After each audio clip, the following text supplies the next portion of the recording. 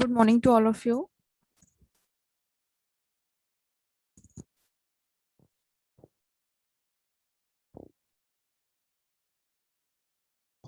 Good morning, ma'am.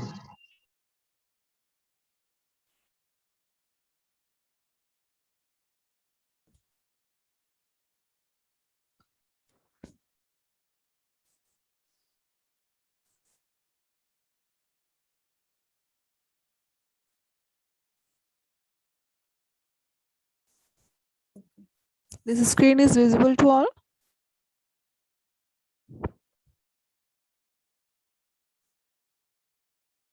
Hello, am I audible? Yes, ma'am. Okay, screen visible है आपको PDF का? Yes, ma'am. Okay, so in last class we discussed about the microprogram control unit and what is the difference between the hardwired control unit and microprogram control unit. Okay, so today we discuss about the sequencing or the selection of address of selection of address for control memory. Means whatever the instruction are generated in our microprogram control unit. So this instruction, how we will select and how we will sequence all these instructions. Okay, so this is the architecture, this is the diagram of this microprogram control unit for which we are selecting the address. Okay, so in last class we discussed now this architecture contains the multiple multiple branching and and we also contain the branch logic, mapping logic, multiplexer, control address register, control memory, subroutine register, incrementer, branch and address, micro operations, and your instruction codes. So all these all are the part of this architecture or diagram. So what these function what is the function of these, we will discuss one by one.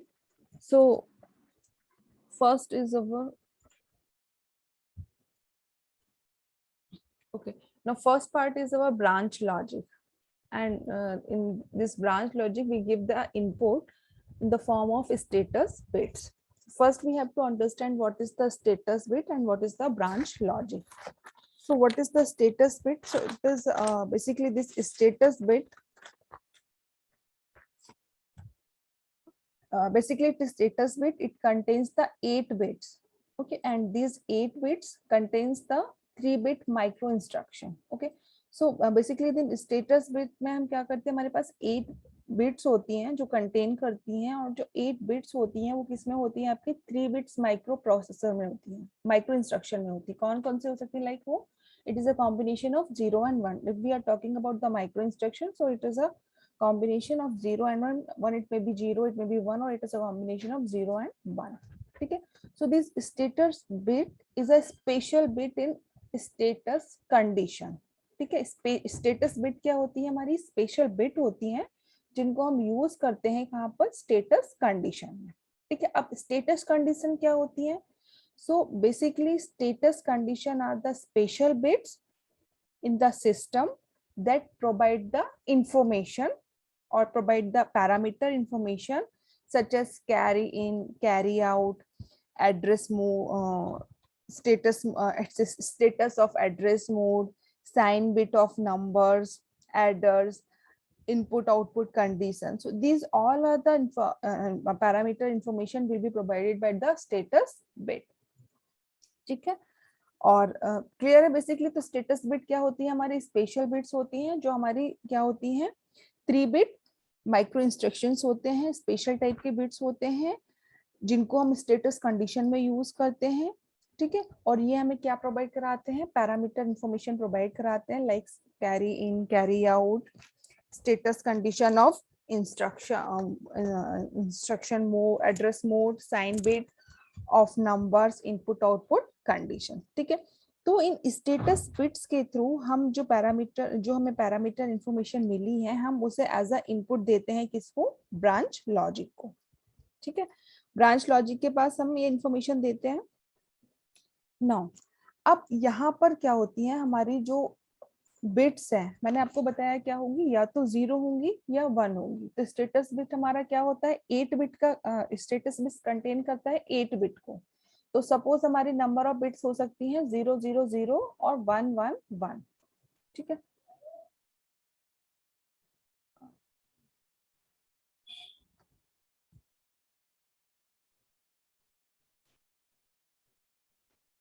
ठीक है।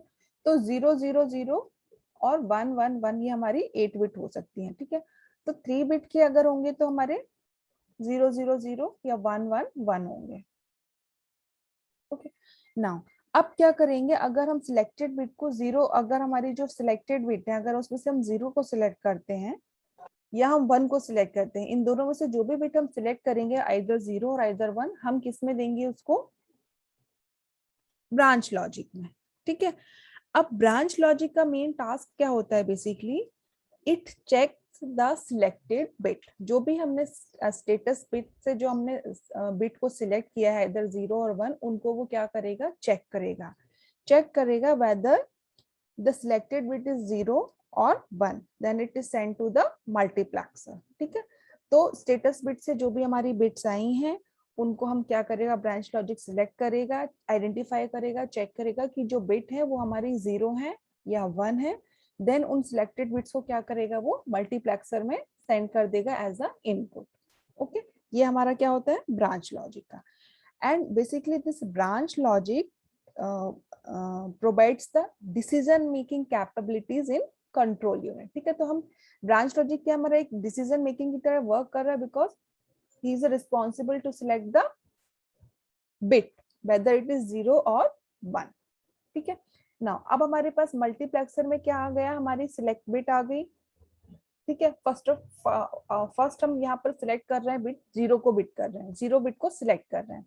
तो 0 bit हमारी branch logic के पास आई, branch logic ने उसे identify किया और check किया क्या ये 0 बिट है, 0 बिट है तो उसे 0 बिट है, 0 बिट को हमने सिलेक्ट करके कहाँ पर सेंड कर दिया, मल्टीप्लेक्सर में। ठीक, अब मल्टीप्लेक्सर आ गया।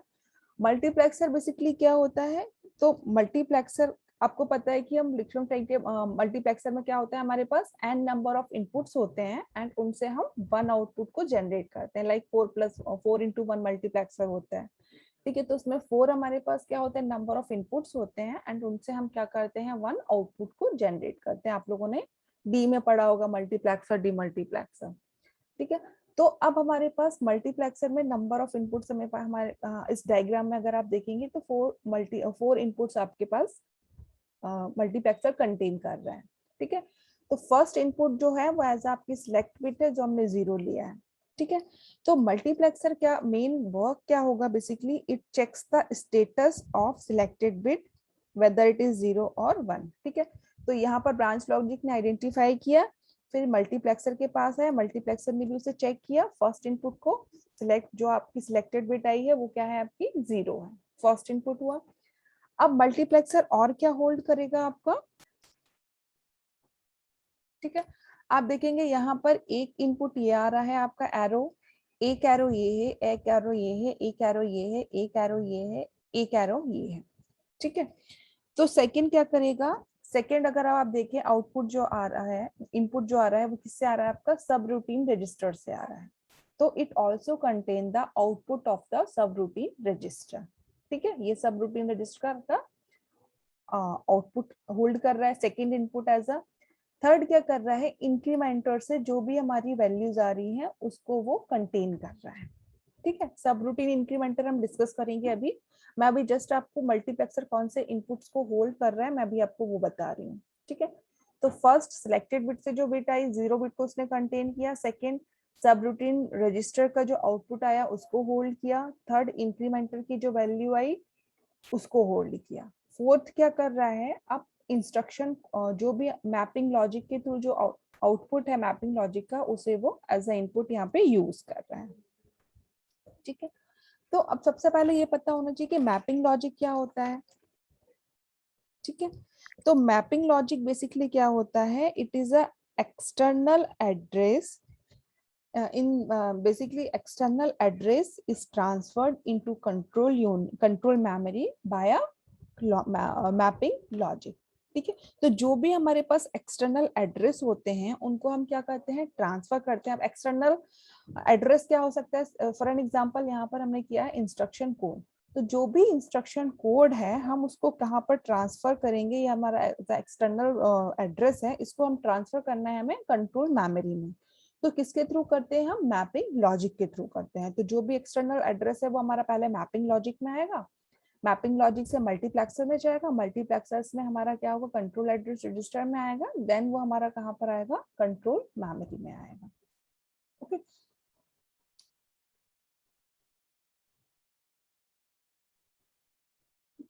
तो इसके लिए हम क्या यूज करते हैं, हमारा मैपिंग लॉजिक को।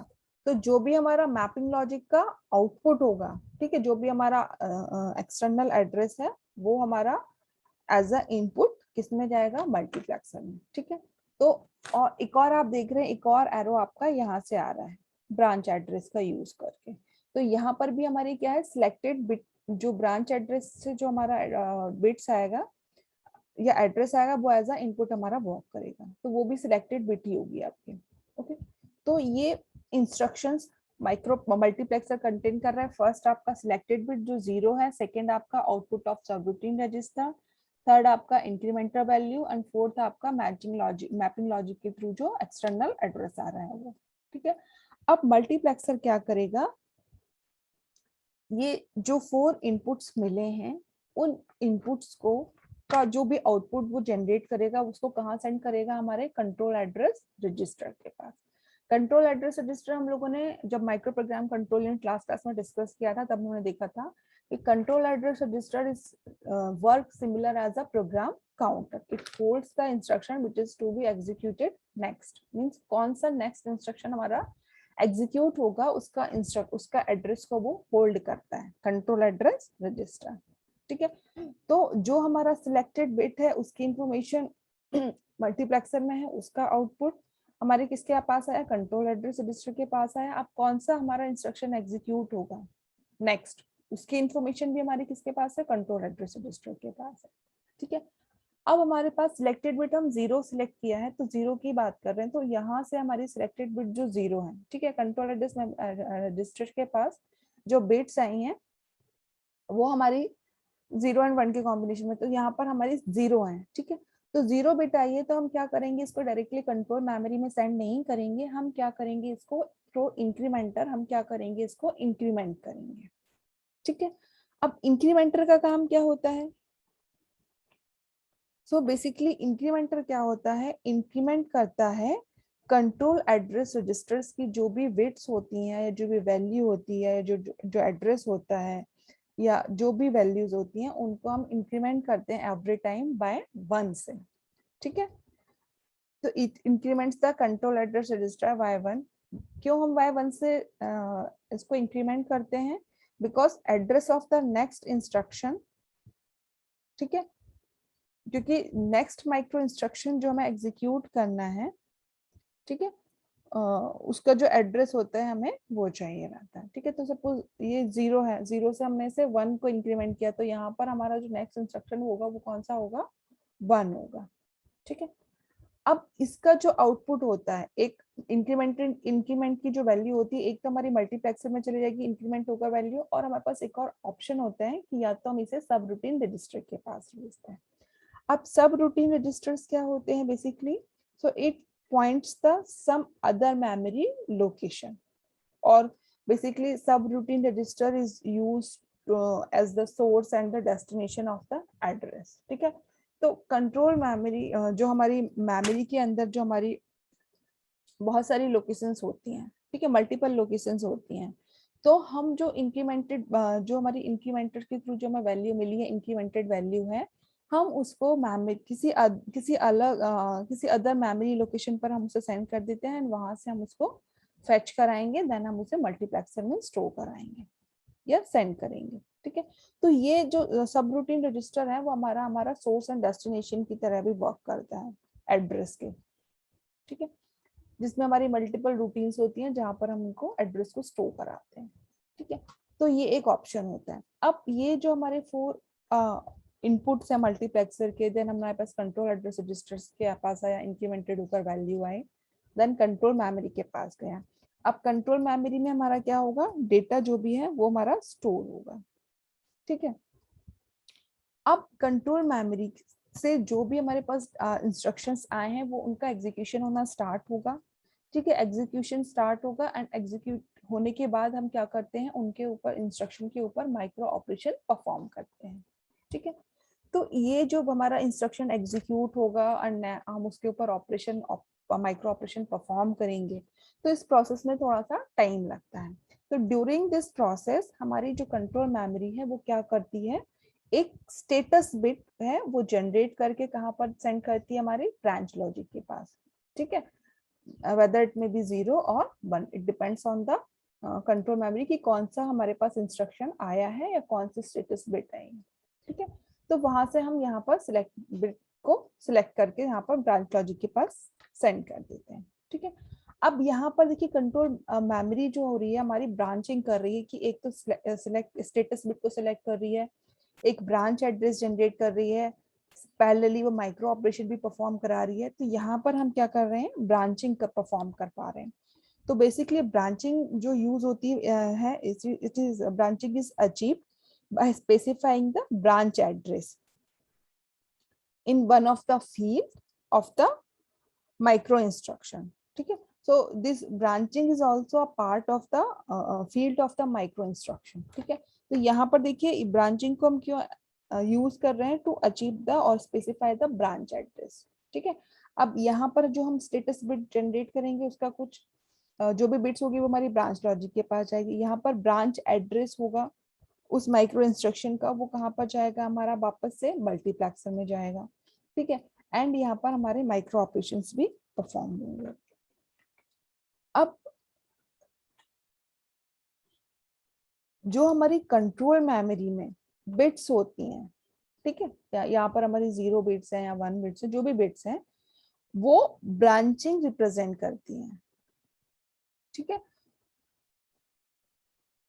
तो यहाँ पर जो भी बिट्स है वो हमारी ब्रांचिंग के थ्रू रिप्रेजेंट होगी। ब्रांचिंग का यूज हम बेसिकली जो भी हमारे ब्रांच एड्रेस है उनको रिप्रेजेंट करने के लिए यूज कर रहे हैं, ठीक है। तो यहाँ से जो भी हमारे माइक्रो ऑपरेशन से परफॉर्म करने के बाद जो भी हमारे इंस्ट्रक्शन का जो भी आउटपुट आ रहा है वो हम उसे एक्सटर्नल और एज एक्सटर्नल आउटपुट सिग्नल और एक्सटर्नल इनपुट सिग्नल्स के थ्रू हम उसे आउट कर देते हैं, ठीक है। एंड नेक्स्ट हम इंस्ट्रक्शन को एग्जीक्यूट करते हैं। अब अगर हमारा स्टेटस बिट यहाँ पर 1 होता, यहाँ पर अभी हमने 0 लिया था, 0 के लिए प्रोसेस कराया, अगर हमारा 1 होता तो 1 हमारा जो बिट है वो हमारे पास ब्रांच लॉजिक के पास जाता, ब्रांच लॉजिक उसे आइडेंटिफाई करता कि ये 1 है, देन मल्टीप्लेक्सर के पास जाता, मल्टीप्लेक्सर के पास सिलेक्ट बिट 1 आती है, अदर हमारे पास 4 जो भी हमारे पास इनपुट है वो 4 इनपुट्स आते हैं, मल्टीप्लेक्सर हमारा आउटपुट देता कंट्रोल एड्रेस रजिस्टर में। कंट्रोल एड्रेस रजिस्टर से अब हम उस वैल्यू को इंक्रीमेंट नहीं करेंगे, अब हम क्या करेंगे, उसको डायरेक्टली कंट्रोल मेमोरी को दे देंगे, ठीक है। तो जहां पर भी हमारी 0 बिट होगी तब हम उसे इंक्रीमेंट करेंगे, अगर हमारी 1 बिट होगी तो हम डायरेक्टली उसे कंट्रोल मेमोरी को सेंड कर देंगे, ठीक है। कंट्रोल मेमोरी अपना जो भी टास्क है वो परफॉर्म करेगी, देन स्टेटस बिट जो भी इंस्ट्रक्शन है उसको एग्जीक्यूट कराएगी, इंस्ट्रक्शन बिट सेंड करेगी, देन उन पर जो भी इंस्ट्रक्शन एग्जीक्यूट हो रहे हैं उन पर माइक्रो ऑपरेशन परफॉर्म कराएगी, देन ब्रांच एड्रेस हमारा जो जनरेट हो रहा है वापस से मल्टीप्लेक्सर के पास सेंड करेंगे। तो ये प्रोसेस हमारी कंटिन्यू चलती रहती है जब तक कि जो भी हमारे नंबर ऑफ इंस्ट्रक्शंस हैं या जो भी हमारे इंस्ट्रक्शंस हैं वो जनरेट हो रहे हैं तब तक, ठीक है। तो माइक्रो प्रोग्राम कंट्रोल यूनिट में जो हमारे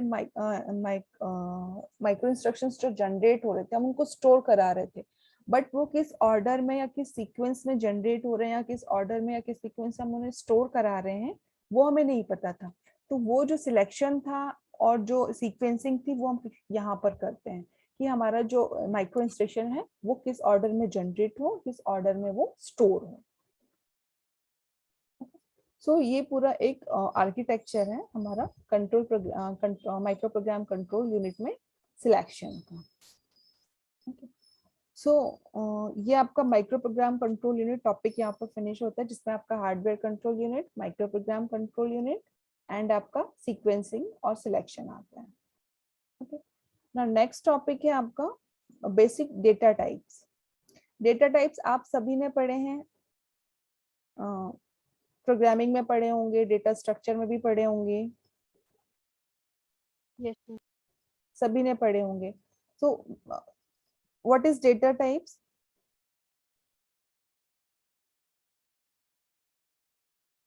डेटा टाइप्स क्या होते हैं पहले तो ये बताइए, फिर टाइप्स बताइए. किसी को पता है डेटा टाइप्स क्या होते हैं?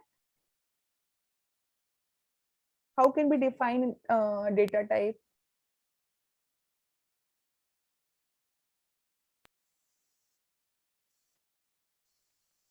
अपने स्टार्टिंग में लैंग्वेज सी प्लस प्लस में भी पढ़ते हैं हम डेटा टाइप्स, फिर हम डेटा स्ट्रक्चर में भी पढ़ते हैं डेटा टाइप्स, फिर हम डी में भी पढ़ते हैं. पता है किसी को डेटा टाइप क्या मैम होते हैं? Ma'am particular type of data ma'am. Particular type of data like ma'am like जैसे वैल्यूज मैम वगैरह डेटा होती है types ma'am. Ma'am data types compiler या इंटरप्रेटर को बताता है कि हम किस टाइप का डेटा यूज कर रहे हैं. ओके. और मैम वो डेटा को डिफाइन करता है. ओके. और कैसे, और सिंपल वे में हम कैसे डिफाइन कर सकते हैं इसको?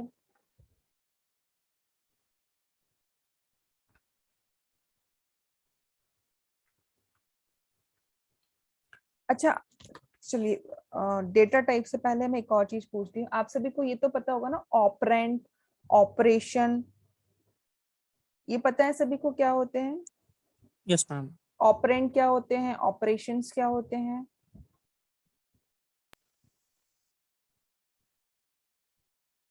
मैम ऑपरेंड वो डाटा हो गया जिसपे कि ऑपरेशन परफॉर्म होता है, ओके. और ऑपरेशन एक प्रोसेस हो गया जिसमें हम ऑपरेटर और ऑपरेंड का यूज करते हैं. ओके. सो बेसिकली ऑपरेटर को हम डिफाइन कर सकते हैं. It is defined as the data on which operation to be perform.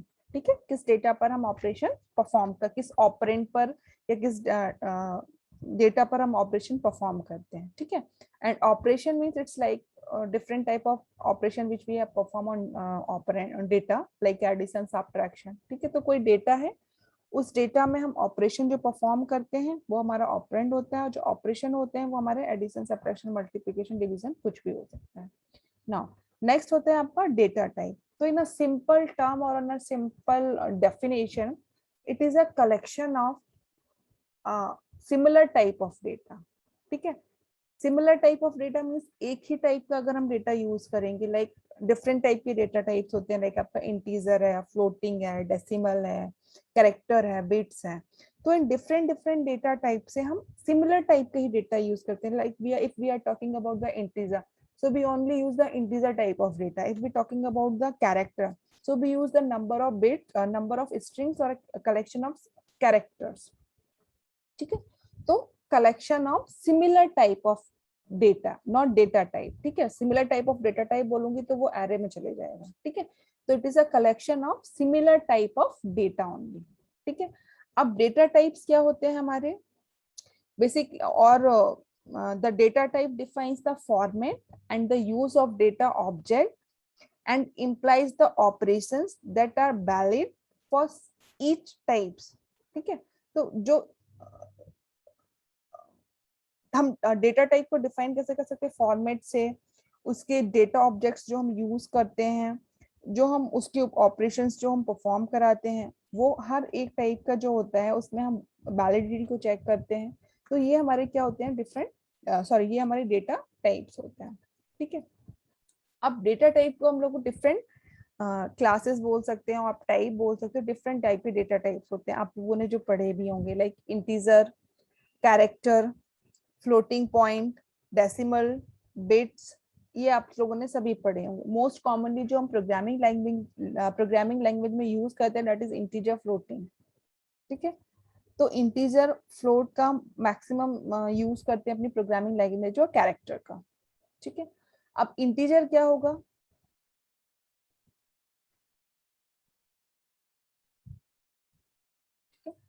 तो इंटीजर में basically an integer is an number that can be written without a fraction और a decimal component. ठीक है. जिसमें हमारी क्या होगी? फ्रैक्शन वैल्यूज वहां पर कंसीडर्स नहीं होती. We consider only integer values. Integer values like 1 2 3 4 जो भी हमारे इंटीजर्स नंबर्स होंगे उनको हम काउंट करते हैं किसमें? डेटा टाइप में, ठीक है। सो ये 5 टाइप के होते हैं आपके। बिट्स को हम लॉजिकल भी बिट को हम लॉजिकल बोलते हैं, character, decimal, digit, floating and real numbers भी बोलते हैं, एंड ये आपका इंटीजर होता है, ठीक है। रूपल स्क्रीनशॉट ले लेना अटेंडेंस का प्लीज। ओके, जैसे इंटीजर है, ठीक है, तो इंटीजर में हम क्या बोल रहे हैं, हमारी फ्रैक्शन वैल्यूज वहां पर नहीं होती हैं, ठीक है। अब इंटीजर को और हम डिटेल में पढ़ते हैं तो हम वहां पर साइन मैग्नीट्यूड का साइन मैग्नीट्यूड को हम वहां पर यूज करते हैं, ठीक है। जब भी हम साइन मैग्नीट्यूड की बात करते हैं तो वहां पर साइन मैग्नीट्यूड हमारा क्या बेसिकली रिप्रेजेंट करता है, it is the sign of the integer, whether it is a positive or whether it is a negative, ठीक है। तो sign magnitude means this is the simplest form of representation where right most n minus bits in an n bit number represent the magnitude in binary format and leftmost bit decide if the number is positive or negative, ठीक है। तो देखिए ये आपका 32 bit का कोई data है जिसमें s आपका है, ठीक है, और ये 32 बिट है, ये s है और ये 16 बिट, 16 और 32 बिट है। तो जो s है वो s क्या रिप्रेजेंट करता है, आपका साइन मैग्नीट्यूड्स। देन यहाँ पर आपके क्या होते हैं, जो भी आपके नंबर ऑफ बिट्स होती हैं या नंबर्स होते हैं वो होते हैं, ठीक है। तो यहाँ पर साइन मैग्नीट्यूड्स के थ्रू में क्या पता चलता है कि जो हमारा नंबर है या जो हमारी डिजिट है या जो हमारी बिट्स हैं वो क्या है, हमारी पॉजिटिव है या नेगेटिव है। लाइक जैसे फॉर एग्जांपल ये आपका दिया हुआ है +18 एंड -18, ठीक है। तो 18 को हम डेसिमल में डिवाइड में अगर कन्वर्ट करेंगे तो ये उसकी बिट्स होंगी 008 बिट्स का होगा हमारा, ठीक है। अब यहाँ पर अगर उस बिट के आगे, नंबर के आगे प्लस और माइनस है तो प्लस हम किससे डिनोट करते हैं, 0 से, एंड माइनस किससे रिप्रेजेंट करते हैं हम, प्लस माइनस के लिए हम वहां पर साइन मैग्नीट्यूड का यूज करते हैं, ठीक है। बट जब हम नंबर्स लिखते हैं तो हम प्लस और माइनस तो लिखते नहीं है, तो हम प्लस और माइनस या पॉजिटिव और नेगेटिव के प्लेस पर हम 1 और 0 का यूज करते हैं। तो 0 जो होता है हमारा पॉजिटिव के लिए होता है एंड 1 जो होता है वो हमारा नेगेटिव बिट के लिए होता है, ठीक है। नाउ नेक्स्ट होता है आपका रियल नंबर्स, ठीक है, या आप इसे फ्लोटिंग पॉइंट नंबर्स ही बोलते हैं, ठीक है। अब रियल या फ्लोटिंग पॉइंट्स नंबर में क्या होता है, जिसमें हम फ्रैक्शन वैल्यूज को कंसीडर करते हैं, ठीक है। लाइक 0.25 या 1.25 या 1.9, 2.5 एक्सेट्रा, कुछ भी जो भी हमारी वैल्यूज होंगी वो किसमें होंगी, हमारी फ्रैक्शन वैल्यूज होंगी, पॉइंट्स में होंगी, ठीक है। सो दिस फिक्स्ड पॉइंट, हम इसे फिक्स्ड पॉइंट भी बोलते हैं। तो fixed point consist of both integer and fraction portion of the fixed size that are manipulated much as integer and yet represented non-integral value, ठीक है। तो इसमें क्या होते हैं, हमारे इंटीजर्स भी होते हैं, इट इज अ इंटीजर्स भी होता है, और इसमें क्या होता है हमारा फ्रैक्शन वैल्यूज भी होती हैं, ठीक है।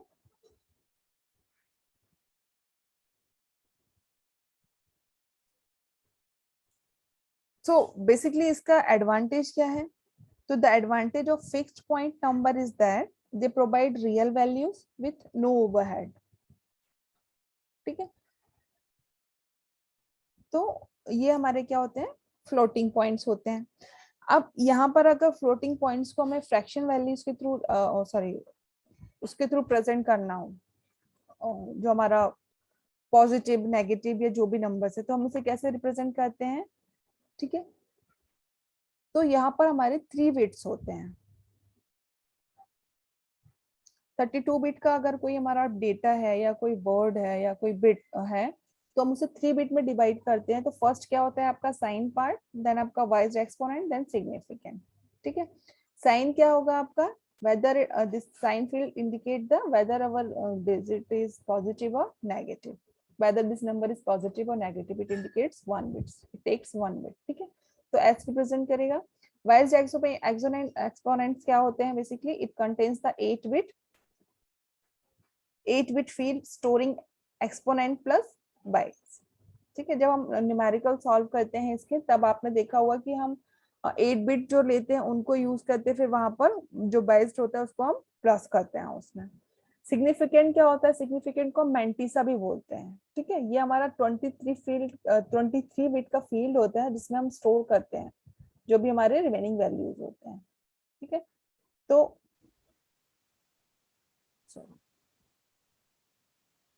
ठीक है, सो यहाँ पर जो हमारा फर्स्ट पार्ट है वो रिप्रेजेंट करेगा साइन फिक्स पॉइंट नंबर, ठीक है। सेकेंड पार्ट जो है वो हमारा क्या डिजाइन करेगा, position of the binary points. और जो मैंटिसा या सिग्निफिकेंस है वो हमारा क्या रिप्रेजेंट करेगा, it may be a fraction और एन इंटीजर, ठीक है। तो ये हमारे पार्ट्स होते हैं इसके फ्लोटिंग पॉइंट को रिप्रेजेंट करने के लिए sign magnitude. Otherwise without sign magnitude हम उसे 0.25 या फ्लोट करके हम उसे यूज करते हैं, फ्लोट जो भी हमारी वैल्यूज होती है वो, और यहाँ पर हम इंट का यूज करते हैं इंटीजर के लिए। ये सब आपको पता होंगे इसलिए मैं इतना डिटेल में नहीं जा रही हूँ, ठीक है। नेक्स्ट होता है आपका डेसिमल। तो डेसिमल आपको पता ही होंगे कि हमारे पास जो भी नंबर्स होते हैं उनको हम आस्की वैल्यूज में चेंज करते हैं।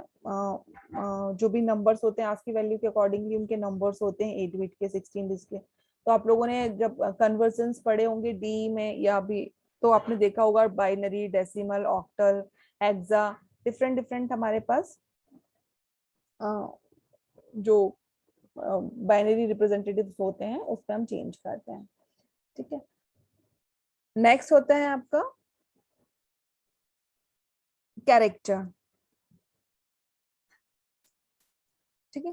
तो कैरेक्टर में क्या होता है आपका, बेसिकली हमारे पास यहाँ पर क्या होता है, स्ट्रिंग्स का जो कैरेक्टर स्ट्रिंग्स का हम यूज करते हैं, ठीक है। द कैरेक्टर स्ट्रिंग में be use to represent the decimal और टेक्स्ट इंफॉर्मेशन। तो this character string are simply a sequence of variable number of bytes, ठीक है। So in computer software, any symbol that require 1 byte of storage is called character, ठीक है। Like हम जैसे कोई से भी हम कीवर्ड्स लेते हैं, कोई से भी कीवर्ड्स में हम जो हमारे कैरेक्टर्स हैं तो वो हमारे क्या कहते हैं 1 बाइट ऑफ स्टोरेज की उनको रिक्वायरमेंट्स होती है। कोई भी सिंबल्स होते हैं तो वो हमारे सब क्या होते हैं, कैरेक्टर्स होते हैं, ठीक है। लाइक इसमें हमारे आस्की कैरेक्टर्स वैल्यूज हो सकती हैं, एक्सटेंडेड आस्की कैरेक्टर्स हो सकते हैं, ठीक है। तो उन बिट्स के लिए या उन कैरेक्टर्स के लिए हमें कितनी 8 बिट की रिक्वायरमेंट्स होती हैं। तो 8 बिट मींस 1 बाइट वो स्पेस हमारा लेते हैं। तो यहाँ पर हम जो भी हम जैसे प्रोग्रामिंग लैंग्वेज में बात करें तो हम उसको डिफाइन करते हैं कैरेक्टर कैर से, एंड जो भी हमारा टेक्स्ट हमें या जो भी मैं मैसेज प्रिंट कराना रहता है तो वहां पर हम कैरेक्टर्स का यूज करते हैं, ठीक है। नेक्स्ट होता है आपका बिट्स, ठीक है। String of bits generally limited to word size that are used to represent vector of a single bit element which may be tested the change mostly using the logical instructions। तो यहाँ पर हम क्या करते हैं, जो भी हम लॉजिकल इंस्ट्रक्शंस का यूज करते हैं हमारे जो भी चेंजेस हैं, जो भी सिंगल बिट एलिमेंट्स उनको चेंज करने के लिए, रिप्रेजेंट करने के लिए हम बिट्स का यूज करते हैं, ठीक है। तो binary bits are very easy but not interpretation of the string of bits, it's not so easy, ठीक है। तो बाइनरी बिट्स जो होती है वो तो हमारी इजी, बट उनका जो इंटरप्रिटेशन होता है स्ट्रिंग का बिट्स में वो हमारा इजी नहीं होता है। तो बूलियन बेसिकली हम basically use the Boolean algebra for performing the operation on binary bits, ठीक है। तो जो भी हमारी बाइनरी बिट्स होती है उसमें हम बूलियन अलजेब्रा का यूज करके हम उन ऑपरेशंस को परफॉर्म करते हैं बाइनरी बिट्स के लिए, ठीक है। तो यहाँ पर हमारी नंबर ऑफ जो बिट्स हैं या सीक्वेंस ऑफ बिट्स हैं तो वो हमारी क्या होंगी, सीक्वेंसेस में होंगी। हम उनको स्ट्रिंग्स भी बोलते हैं, number of strings, character of strings, ठीक है, या सीक्वेंस ऑफ स्ट्रिंग्स। तो यहाँ पे हमारे जो भी बिट्स होंगी वो किस में होंगी, नंबर्स में होंगी, एंड वहां पर हम उनका यूज करेंगे, ठीक है। अब डिफरेंट टाइप की हम जो स्पेसिफिकेशन होता है डेटा टाइप का, लाइक बाइट के लिए हम बी का यूज करते हैं, अनसाइंड बाइट के लिए हम यूबी का यूज करते हैं, वर्ड के लिए डब्ल्यू का यूज करते हैं, फ्रैक्शन फ्लोटिंग पॉइंट के लिए हम एफ का यूज करते हैं, कैरेक्टर टू और डेसिमल के लिए हम सी का यूज करते हैं, हाफ वर्ड के लिए एच का यूज करते हैं, डबल प्रिसीजन के लिए फ्लोटिंग पॉइंट के लिए डी का यूज करते हैं, एंड आपका जो अनसाइंड हाफ वर्ड है उसके लिए यूएच यूज करते हैं। तो ये डिफरेंट स्पेसिफिकेशंस हैं जो हम डेटा टाइप में यूज करते हैं, ठीक है। जब हम कोडिंग करते हैं या फिर जब हम प्रोग्रामिंग करते हैं तब हम इन सब डेटा टाइप्स को वहां पर यूज करते हैं। या हम जब कोई न्यूमेरिकल सॉल्व करते हैं तो हम वहां पर बाइट को हम बाइट पूरा नहीं लिखते हैं, बी लिखते हैं, बिट्स लिखते हैं, कैरेक्टर